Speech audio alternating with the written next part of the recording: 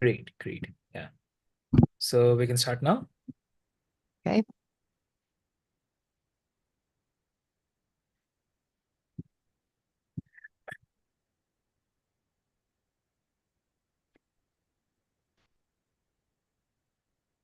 Hey there, Am I, everyone. Well, yeah, please, please, sorry. please.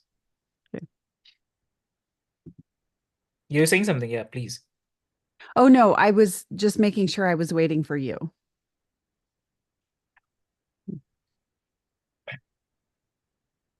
Hey there, everyone. Welcome to Pleasure Principles, the podcast show where we explore the depths of connection, intimacy, and joy in our relationship and ourselves. I'm your host, Avik, and today's episode is going to hit you right in the feels, literally, because we are diving into a topic that's fundamental and it's fascinating because attachment theory and how emotionally focused therapy can transform your relationship into secure, loving sanctuaries. And who better to guide us than today's incredible guest, Julie Menanno. Welcome to the show, Julie. Well, thank you for that introduction and thank you for having me. It's great to be here.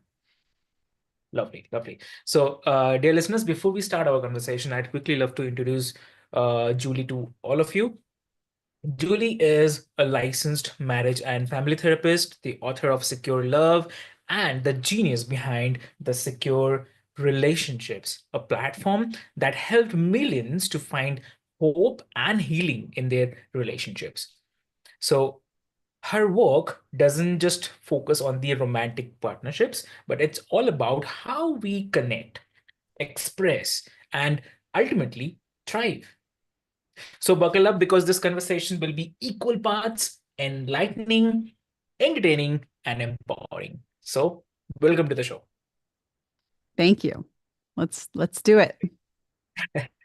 So to start with, uh, what do you think? Why do you think that understanding attachment styles is such a game changer in the Mhm. relationships? I I believe that attachment theory, which encompasses, all the attachment styles and kind of how, all of this comes together, is the closest science has come to helping us really understand operationally how relationships work, what makes them thrive and what makes them struggle. So for me, viewing relationships through the lens of attachment theory is probably, and I'm biased, of course, the most useful way to improve your relationship or at least just understand your relationship. Okay, okay, understood. And also uh how to say, how do you see the attachment theory playing out not just in the romantic partnerships but Mhm. in friendships or even uh work relationships as well? Yeah, I think, anytime there is some sort of emotional issue in a relationship where there's a feeling of unsafety, right? Mm, And that could be, I see it, in work relationships, I see it in romantic relationships, parent-child relationships, but even in, the broader mm, political climate, right? It's like anytime there is some sort of relationship friction, then we have to figure out it creates a sense of unsafety. And when people don't feel safe with each other, they can't possibly come together and work through a problem or connect with each other.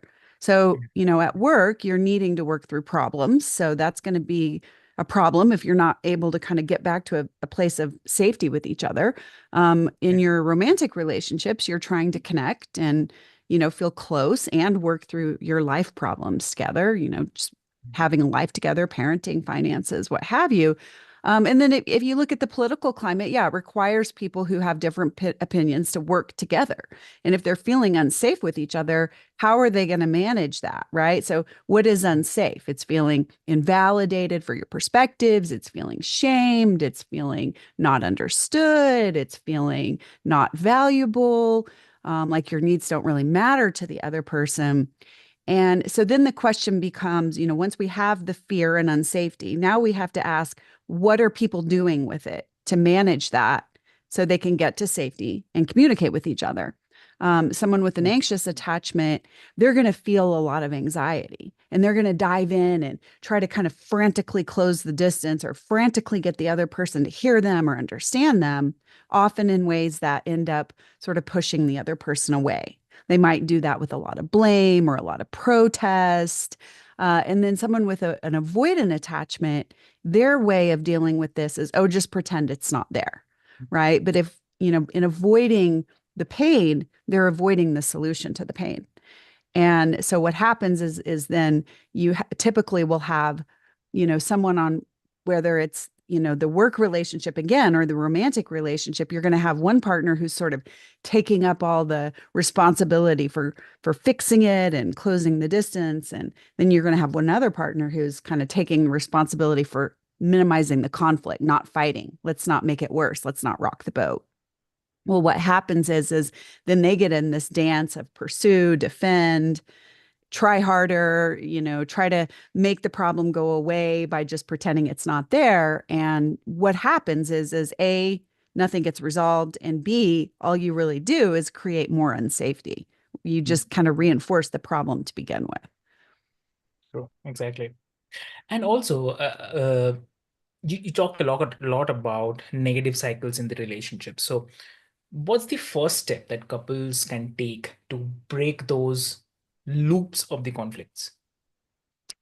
Well, the first step is to recognize that's happening to begin with, right? A lot of people, again, attachment theory gives us a real organized way of making sense of all this. And not just attachment theory, but the way emotionally focused therapy, the type of work I do, has taken attachment theory and even organized it more, with more nuance. And so just recognizing this isn't, these arguments that we get in, these conflicts that we get in, they're not just these random nebulous, feelings that in this thing that doesn't have a pattern. These conflicts are very patterned, very repetitive, and they make a lot of sense when we understand what's really going on.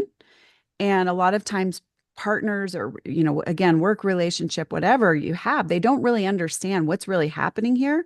How do you fix a problem if you don't really understand what the problem is? So the first thing is just having some information wherever you get that information to kind of organize, okay, this is what's really going on. And then once you really understand what's going on, then it's a process of learning, well, now what do we need to do differently?